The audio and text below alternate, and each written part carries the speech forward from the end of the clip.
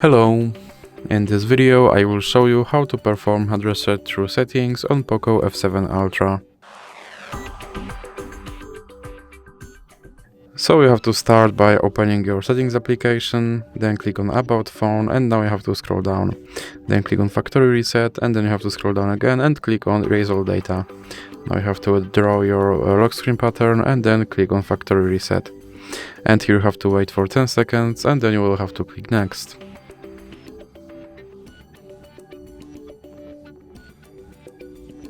Now click Next, and you have to wait for 10 seconds again, and then you will have to click OK.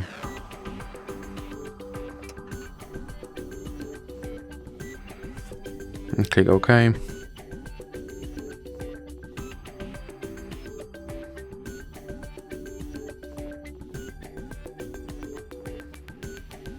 And as you can see, my phone is now back to its factory settings and I have to perform phone setup all over again.